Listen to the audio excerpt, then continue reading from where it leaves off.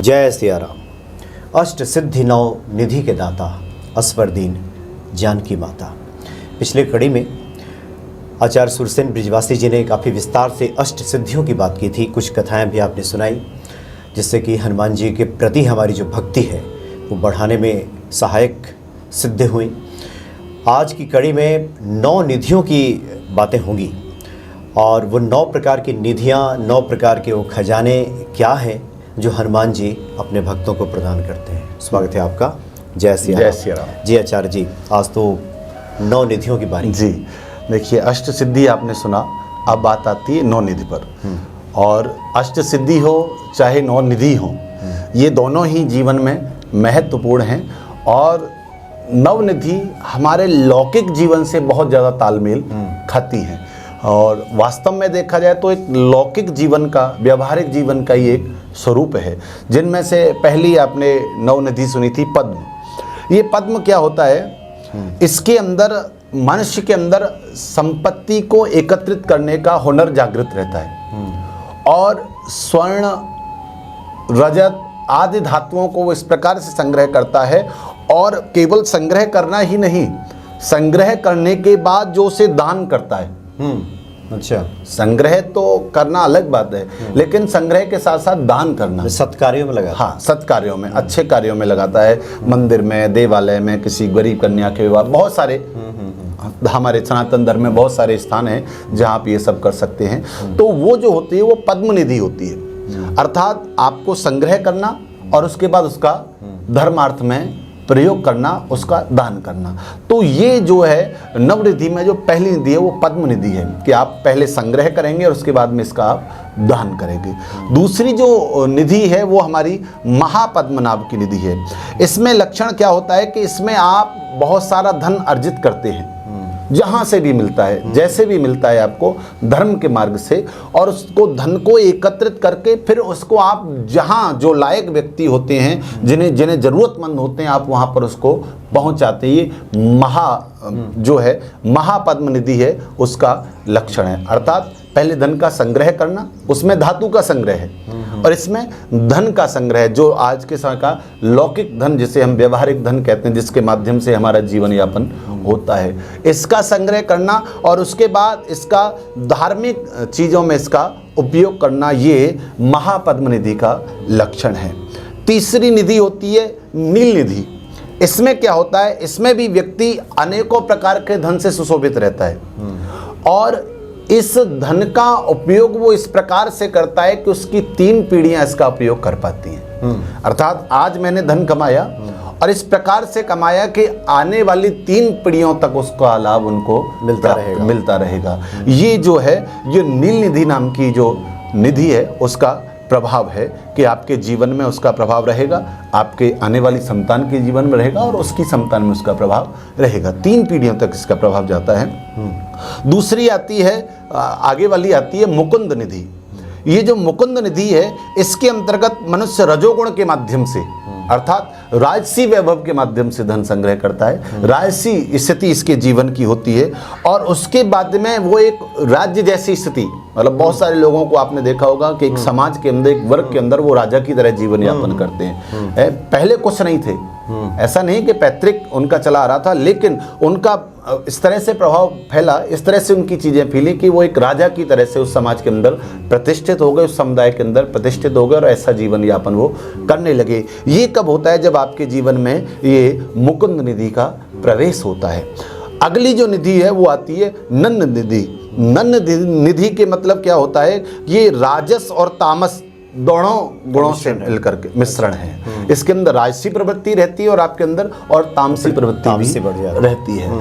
और इस जब तामसी प्रवृत्ति इसके अंदर ज़्यादा बढ़ जाती है तो क्या होता है कि आपके कुल में आगे नहीं बढ़ पाती है। जब राजसी प्रवृत्ति बढ़ती है तब तो ये आगे लेकर के जाता है। बहुत सारे लोगों को आपने देखा होगा कि अपना खुद का उनका वैभव बढ़ा और उनके जाते जाते उनके सामने वो वैभव उनका शांत भी हो गया अथवा खत्म भी हो गया। तो ये कब होता है? जब उसके अंदर आप राजसी कम रह जाती है और तामसी प्रवृत्ति ज़्यादा बढ़ जाती है, तो उनके सामने ही उनका वैभव समाप्त हो जाता है। तो इस प्रकार का जो वैभव है वो तब होता है जब तामसी प्रवृत्ति बढ़ती है। तो इसलिए अनाचार करने वाले लोग अनाचार दुराचार की स्थिति जब उसके अंदर बढ़ जाती है तो स्वयं ही उठता है और स्वयं ही अपने आप को समाप्त कर लेता है। तो ऐसी स्थिति में वो व्यक्ति बहुत आगे नहीं चल पाता है। आगे आती है एक मकर नाम की निधि। इसमें क्या होता है कि इसमें व्यक्ति अनेकों प्रकार के अस्त्रों का संग्रह करता है। अस्त्र शस्त्र जो मतलब पुराने ज़माने में उस समय के शस्त्रों का संग्रह था, आज के समय में जो आज के आधुनिक हैं उनका बहुत सारे लोगों को आपको देखा होगा कि उन्हें इन सब चीज़ों को एकत्रित करने का बड़ा शौक होता है कि उन्हें वो मतलब भले ही कुछ ना हो जीवन में लेकिन वो सब इकट्ठा करके रखते हैं। और मैंने तो बहुत सारे लोगों को देखा है कि मतलब पूरा कमरा ही उनका भरा हुआ। एक बार मैं गया था एक सज्जन के, नाम तो नहीं बताऊंगा, तो उनके दशहरा पूजा पर अस्त्र पूजा का विधान है, शस्त्र पूजा का विधान, तो मतलब इतने सारे आधुनिक वो रखे हुए थे, हालांकि सब एक नंबर थे। तो ये व्यक्ति को किसी किसी को शौक होता है। तो ये कब होता है? जब आपके अंदर मकर निधि का प्रवेश होता है। एक होती है कच्छप निधि।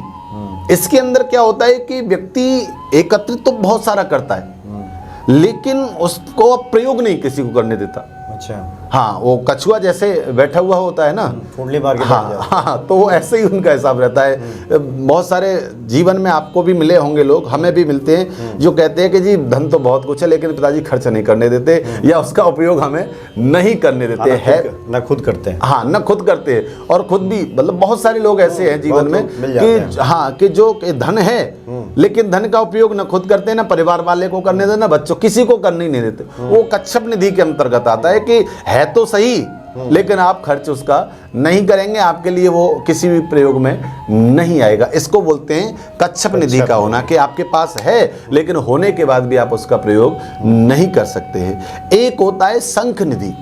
शंख निधि वाले में क्या होता है कि आपने धन संग्रह किया और धन संग्रह के बाद आपकी अनेकों पीढ़ियों तक अगर उसमें सही लोग हैं पीढ़ी के आने वाले उसका दुरुपयोग नहीं करते हैं तो एक लंबे समय तक इसका प्रयोग होता है। इसको बोला जाता है शंख निधि, कि आपके जीवन में आपसे प्रारंभ हुआ और वो कई पीढ़ियों तक चलता रहा। वैसे बहुत सारे लोग देखे होंगे कि उनके पिताजी भी अच्छे थे, अच्छा वैभव था, उनके बच्चे भी अच्छे हुए, हाँ, और आगे भी कई पीढ़ी तक चलता रहा। जैसे गांव देहात में अभी आप सुनते लोग कहते हैं अरे भैया इनके तो कई पीढ़ियों से ऐसा ही चला आ रहा है। ये कब होता है? जब आपके जीवन में शंख निधि का प्रवेश करता है।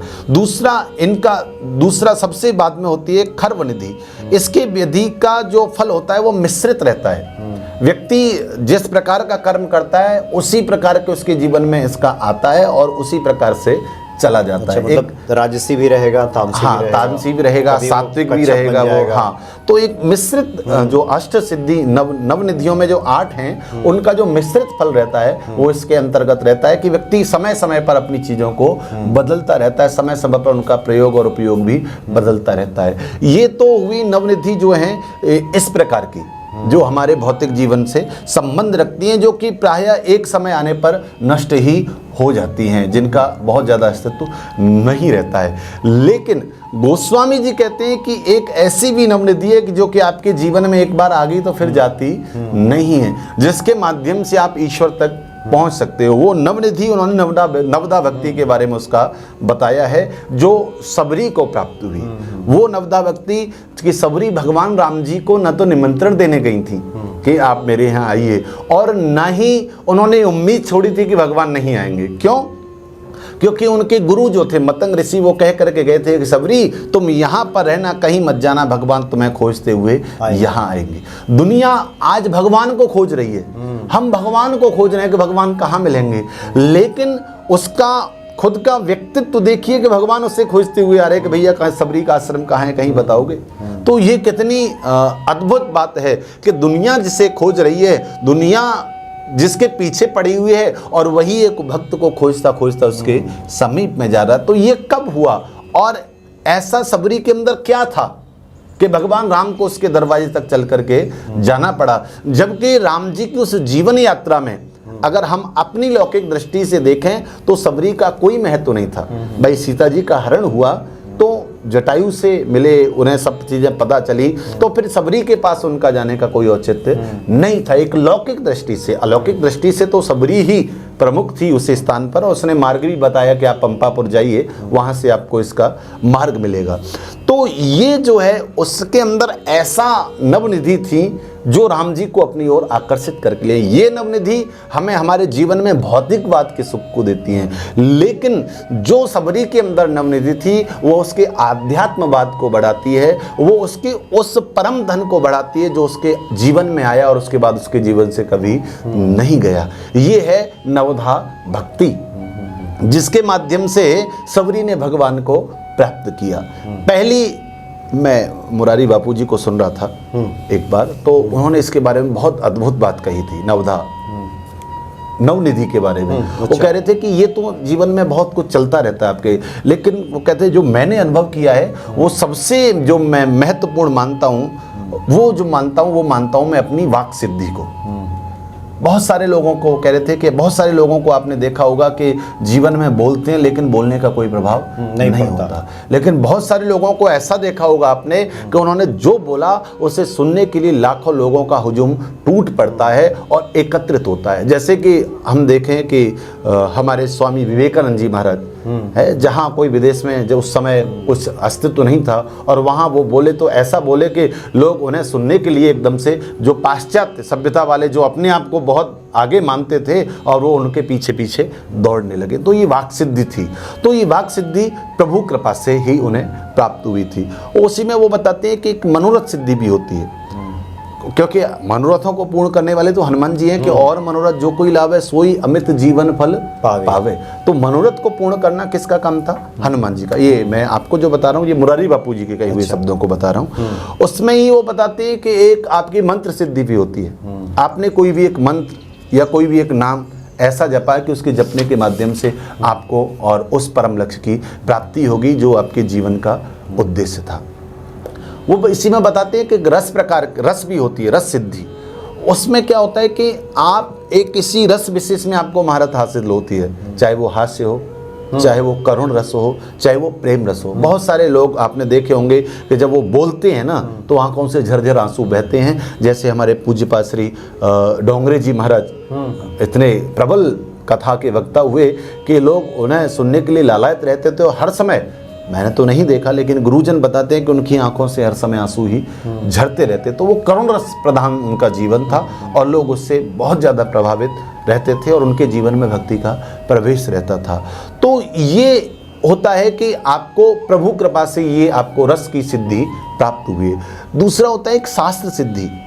शास्त्र सिद्धि वो है कि मानो कि आपने शास्त्र को इस प्रकार से पकड़ा है कि फिर शास्त्र की छत्र छाया में आपका सब कुछ चल रहा है। आपको ऐसी महारत हासिल हो गई कि आज के समय में देखें तो स्वयं श्री मुरारी बापू जी, जिन्हें मानस में ऐसी महारत हासिल है कि आज के समय में देखा जाए तो आज के समय में के अगर गोस्वामी तुलसीदास कहा जाए उन्हें तो अतिशयोक्ति नहीं है आज के समय का, वर्तमान समय का, क्योंकि उन्होंने इस प्रकार से रामचरितमानस को जन जन तक पहुंचाया है और देश ही नहीं विदेश में भी इस प्रकार की उसकी चर्चा की है।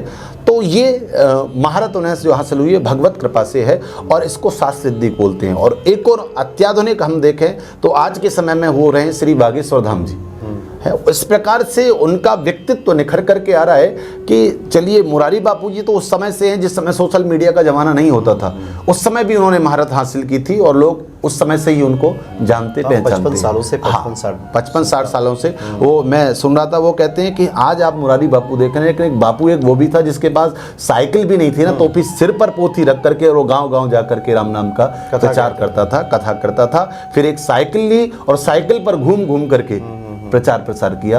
तो वो उस समय से जुड़े हुए हैं। लेकिन आज के समय में देखा जाए तो श्री बागेश्वर धाम इतना निकल करके आए हैं कि हनुमत कृपा से, भगवत कृपा से, क्योंकि वहाँ भी आप देखें तो सहारा क्या है, हनुमत कृपा सा। वो कभी नहीं कहते कि चमत्कार मैं कर रहा हूँ या हो रहा है, वो कहते चमत्कार है ही नहीं, ये हनुमत कृपा है जो सबको आपको सुलभ हो रही है। और हनुमत कृपा का ही प्रभाव है कि आज के इस दौर में मतलब जहाँ व्यक्ति इतना व्यस्त है, जहाँ उसके खुद के लिए समय नहीं है, वहाँ 10-10 लाख लोगों की भीड़ जुटी हुई है, इकट्ठी हो रही है। तो ये हनुमत कृपा का प्रभाव है। तो ये होती है शास्त्र सिद्धि और इसमें हनुमत कृपा तो विशेष है ही है।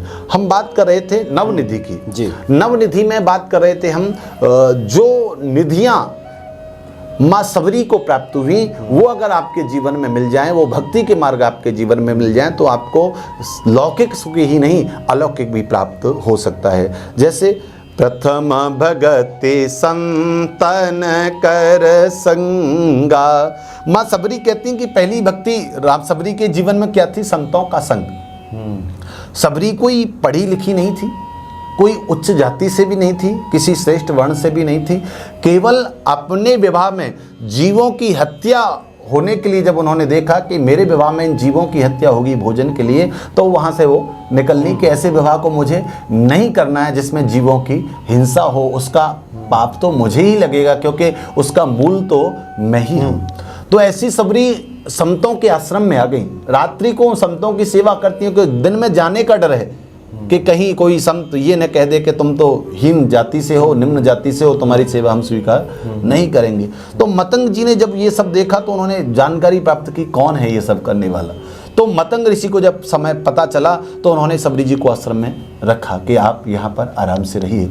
तो ये जो प्रथम भक्ति थी उनके अंदर वो संतों के संग से पनपी, क्योंकि संतों का संग आपके जीवन में ऐसा होता है कि आपके बहुत सारे विकारों केवल और केवल संतों के सानिध्य में रहने से दूर हो जाते हैं। बहुत सारी समस्याओं का समाधान आपका संतों के सन्मुख जाने से हो जाता है। तो ये भक्ति का पहला लक्षण क्या है कि आपके जीवन में संतों का संग हो। दूसर रतिमम कथा प्रसंगा, दूसरा जो गोस्वामी जी बताते हैं भक्ति का क्रम वो क्या है कि आपको भगवत कथा में रुचि होनी चाहिए। हनुमान जी की कहीं चर्चा हो रही है तो आपके मन में वो भाव होना चाहिए कि मुझे उसे सुनना है। आपके कान उस ओर आकर्षित हो जाने चाहिए जहाँ से वो आवाज़ आ रही है, जहाँ से वो चर्चा हो रही है, क्योंकि स्वयं हनुमान जी महाराज रामचरित सुनवे को रसिया, स्वयं वो श्री राम कथा के प्रेमी थे। तो भक्ति का जो दूसरा लक्षण है वो क्या है? कथा को सुनना, भगवत चर्चा को श्रवण करना, सत्संग को सुनना। गुरुपद पंकज सेवा तीसरे भगति अमान, तीसरी भक्ति क्या है कि आपके गुरु के चरणों में आपकी सच्ची प्रीति। बहुत सारे लोगों का प्रश्न ये होता है कि महाराज जी हमारा कोई गुरु नहीं है तो हम क्या करें। देखिए, आपका कोई गुरु नहीं है ना तो आपको परेशान होने की बिल्कुल आवश्यकता नहीं है, क्योंकि जिसका कोई गुरु नहीं होता ना उसके हनुमान जी गुरु होते हैं। क्योंकि जय जय जय हनुमान गोसाई, कृपा करहु गुरुदेव की नहीं। तो आपको बिल्कुल भी परेशान होने की जरूरत नहीं है। आपके सबसे बड़े गुरु हैं वो श्री हनुमान जी महाराज हैं, और वो आज भी इस कलयुग में भी विद्यमान है। तो आप उनकी सेवा करिए, आप उन्हें अपना गुरु मानिए, और जिस प्रकार से आपको लगता है कि हमें गुरु के पास जा कर के कोई बात कहनी चाहिए, आप हनुमान जी के सन्मुख कहिए। आपको लगता है कि हम कोई भी अनुष्ठान प्रारंभ करें तो गुरु को बताएं, तो आप हनुमान जी को बताइए कि जी मैं इस प्रकार से अनुष्ठान प्रारंभ कर रहा हूं, आप इसमें मार्गदर्शन करें। तो जिस दिन आपका वो भाव बन जाएगा उस समय गुरु रूप में वो आपको मार्गदर्शन करने लगेंगे। तो तीसरी भक्ति का लक्षण है वो गुरु के चरणों की सेवा करना है, और भाव के साथ में सेवा करना है। एक केवल दिखावे के लिए सेवा करना अलग बात है और अंतर मन से सेवा करना अलग बात है। चौथा जो भक्ति का क्रम है, चौथी भगति मम गुण गण करें कपट तज गान। चौथी भक्ति क्या है कि आप भगवत नाम का गान करिए, और बिल्कुल कपट को त्याग करके। ये दिखा करके मत करिए कि लोग मेरी प्रशंसा करें इसलिए मैं भगवान का नाम ले रहा हूँ, लोग मेरी प्रशंसा करें इसलिए मैं उनके नाम का स्मरण कर रहा हूँ। दुनिया आपको देखे ना देखे उससे कोई फर्क नहीं पड़ता, क्योंकि ये वो दुनिया है कि आप भक्ति करोगे तो भी आपके ऊपर हंसेगी और नहीं करेगी तो भी आपके ऊपर हंसेगी, क्योंकि ये दुनिया का काम ही है। वो हर स्थिति में आपको कुछ ना कुछ कहेगी। आप अच्छा करोगे तो भी कहेगी और बुरा करोगे तो भी कहेगी। मुझे एक दृष्टांत याद आ रहा है। कोई एक बाप बेटे थे, पिताजी थोड़ा वृद्ध थे, बेटा युवा था, साथ में एक उनके घोड़ा था जो कि अभी अबोध था, बहुत ज़्यादा अच्छा नहीं था। तो साथ में लेकर के जब यात्रा कर रहे तो बाप बेटे दोनों ने सोचा कि चलो हम पैदल पैदल चलते हैं, इस छोटे से बालक को काहे को परेशान करना।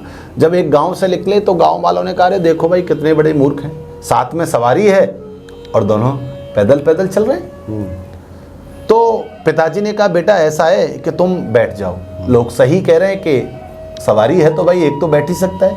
तो एक बेटा उसके ऊपर बैठ गया। दूसरे गांव में पहुंचे तो लोग कहने लगे, वाह देखो क्या जमाना आ गया, युवा लड़का जो पैदल चल सकता है वो तो घोड़े के ऊपर बैठा है, और बेचारा पिता जो बुजुर्ग है वो पैदल चल रहा है। तो बेटा बोला ऐसा है पिताजी मैं उतर जाता हूँ, आप बैठ जाइए। अगले गांव में पहुंचे तो लोगों ने फिर वही बात कही कि वाह देखो ये भी पिता हैं, अरे बालक को उस पर बैठाना चाहिए, सो खुद बैठे हुए जा रहे हैं। तो पिताजी ने कहा बेटा अब ऐसा है हम दोनों ही बैठ जाते हैं। अब बाप बेटा दोनों बैठ के अगले गांव में पहुंचे तो गांव वाले ने कहा वाह भाई वाह, देखो ये लोग कैसे हैं कि छोटा सा बालक है वो घोड़े का, और दोनों के दोनों जो कि स्वस्थ हैं, देखने से लग रहा है पैदल चलते हैं और उसके ऊपर बैठ करके जा रहे हैं। तो कुल मिलाकर स्थिति ये कि ये दुनिया है, आप कैसा भी करोगे इन्हें तो कहना है, इनका काम कहना है, क्योंकि ये जब आदमी कुछ नहीं कर पा सकता तो वो दूसरों को ही कहता है। और आनंद की बात ये कि हमको दूसरों को कहने में ज़्यादा प्रसन्नता आती है। अपने ऊपर कभी ना हम देखते हैं ना कभी अपने जीवन में झांकते हैं, लेकिन दूसरों के ऊपर कमेंट करना, दूसरों के ऊपर क्रिटिसाइज करना हमें बहुत अच्छा लगता है और हम बड़े प्रसन्न होते हैं, और हम अपने आप को ये सिद्ध कर देते हैं कि हमसे बड़ा कोई विद्वान नहीं है या कोई समझदार हमसे बड़ा नहीं है। तो ये भगवत नाम आप जो गान करिए वो दुनिया के लिए मत करिए, अपने लिए करिए, क्योंकि आप टीका लगा करके निकलेंगे तो भी लोग कहेंगे। आज हम देखें कि सनातन धर्म का ह्रास हो रहा है। आजकल हर कोई कह रहा है कि धर्म जागृति फैलाइए, कैसे फैलेगी? हर कोई कह रहा है कि हिंदू बनिए, कैसे? हर कोई कह रहा है हिंदू राष्ट्र बने, लेकिन कैसे? सबसे पहली बात यह कि जब तक हम खुद हिंदू नहीं बनेंगे, जब तक हम खुद सनातनी नहीं बनेंगे, तब तक हम ढिंढोरा पीटते हैं, उससे कुछ होने वाला नहीं है। स्वयं सनातनी कैसे बने कि आप खुद टीका लगाइए, आप खुद आराधना करिए। आज हम घर से बाहर निकल रहे हैं, किसी ने कह दिया वाह जी वाह बहुत बड़े भगवान के वक्त हो रहे हो, तो हमने क्या अगले दिन से टीका लगाना बंद, और लेकिन हम धर्म का प्रचार करने के लिए आगे जोर शोर से बढ़ रहे हैं। ये सब कुछ नहीं होने वाला। आप पहले खुद को सनातनी बनिए ना। जब आप सनातनी बन गए तो फिर आप अपने परिवार को सनातनी बनवाइए। आपके परिवार सनातनी बन गया तब फिर आप समाज की ओर बढ़िए, तब फिर आप अपने गांव मोहल्ले की ओर बढ़िए। हम सनातनी खुद नहीं बने, हमारे अंदर भक्ति न सिखा है, हमारे ऊपर न सूत्र है, न हमारे ऊपर टीका है, न कोई कर्म है, लेकिन हम डंका पिट रहे हैं कि नहीं जी हिंदू राष्ट्र बनेगा और सनातन धर्म की ध्वजा लहराएगी। तो कहने से कुछ नहीं हो रहा, पहले खुद बनिए। जब आप खुद सनातनी बन जाएंगे तो आपका परिवार भी बनेगा, आपका परिवार बनेगा तो आपका देश भी सनातनी होगा। और सनातन धर्म का मतलब किसी को अपमानित करना नहीं है। हमारे यहाँ तो कहा जाता है अहिंसायाम परमो धर्म। हमारा सनातन धर्म तो ऐसा जो कहता है कि हिंसा इसमें नहीं होनी चाहिए। हिंसा रहित जो धर्म है वही सनातन है, और सनातन का मतलब ही शाश्वत है, जिसका कभी नाश नहीं हो, वही सनातन है, जो आदि है, जो अनंत है। तो आप ऐसे धर्म में पैदा हुए हैं तो पहले खुद को सनातनी बना लीजिए, बाकी सब प्रभु पर छोड़ दीजिए, अपने आप हो जाएगा, लेकिन खुद को सनातनी आपको बनाना होगा। तो ये भक्ति का चौथा लक्षण है कि आप खुद सनातनी बनिए। अर्थात खुद आप भाव के साथ में भगवान का भजन करिए, उनकी कथाओं को गाइए। आप घर में बैठ करके गाएं अथवा समाज में बैठ करके गाएं। ऐसा नहीं कि आप लोगों को दिखाने के लिए तो कर रहे हैं लेकिन अंदर से आप खाली हैं, वो नहीं होना चाहिए। आप अंदर से भी उसी प्रकार के होना चाहिए जिस प्रकार आप दुनिया को दिखा रहे हैं। तो ये भक्ति का चौथा लक्षण है। भक्ति का पांचवा लक्षण है मंत्र जाप। मंत्र जाप मम दृढ़ विश्वासा। तो मंत्र जाप, और वो भी कैसे? दृढ़ विश्वास के साथ में है। केवल और केवल मन से आप दृढ़ विश्वास के साथ में मंत्र जाप करेंगे तो चाहे वो मंत्र कोई भी हो, है उल्टा नाम जपत जग जाना, बाल्मीकि बहे ब्रह्म समाना। विश्वास था, नाम याद नहीं रहा, राम राम से मरा मरा हो गया, लेकिन राम जी ने उसको भी स्वीकार कर लिया, परमात्मा ने उसे भी स्वीकार कर लिया। क्यों? क्योंकि भाव आपका प्रबल था, आपका विश्वास था। दो बातें रहती हैं, एक तो शास्त्र में मंत्र की शुद्धि, आप शास्त्र के माध्यम से देखोगे तो मंत्र की शुद्धि आवश्यक है, लेकिन जब आप भाव जगत में आ जाते हैं तो फिर वहां पर शुद्धि की बात नहीं बचती है, वहां पर आप विश्वास की और आपके मनोभाव की बात बचती है। लेकिन ये बचती तभी है तब आप उसके अंदर पूर्ण रूप से समर्पित हो जाए, आपका विश्वास दृढ़ हो जाए कि जो मैं जप रहा हूं वही मुझे वहां तक लेकर के जाएगा। तो बाकी सब काम परमात्मा का है, लेकिन आपके अंदर वो भाव आना चाहिए। आपके अंदर वो भाव भी नहीं आया और मंत्र की शुद्धि भी नहीं है, तो फिर आपके थोड़ी सी समस्या है। तो इसलिए मंत्र जाप मम दृढ़ विश्वासा। आप मंत्र जाप करिए, लेकिन वो दृढ़ता के साथ में होना चाहिए, आपके साथ में संकल्प पूर्ण होना चाहिए, विश्वास पूर्ण होना चाहिए कि जो मैं जप रहा हूं वो मुझे उस तक लेकर के जाएगा, या मैं जिस कार्य के लिए जप रहा हूं वो कार्य मेरा सिद्ध होगा, ऐसी मेरी धारणा है। तो निश्चय ही आपकी धारणा पूर्ण होगी, क्योंकि अदृढ़ं च हतं ज्ञानं प्रमाणेदा हतं श्रुतं संदिग्धो हि हतो मंत्रो विज्ञ चित्रो हतो जप। श्रीमद् भागवत जी में कहा गया है कि अदृढ़ं च हतं ज्ञानम, आपके ज्ञान में जब तक दृढ़ता नहीं है ना, आपको कोई चीज पता है लेकिन आप दृढ़ नहीं है, तो कोई आपसे 2 प्रश्न करेगा तो आपका विश्वास हिल जाएगा, फिर आप इसमें आ जाएंगे कि हो सकता है नहीं भी हो। तो अदृढ़म चहतम ज्ञानम प्रमादेन हतम श्रुतम। आप किसी बात को सुन रहे हैं लेकिन आपको आलस्य आ रहा है, प्रमाद आ रहा है, तो आप जो सुनने की जो स्थिति है ना उसमें पूर्णता प्राप्त नहीं कर सकते, क्योंकि आप प्रमाद के साथ सुनेंगे।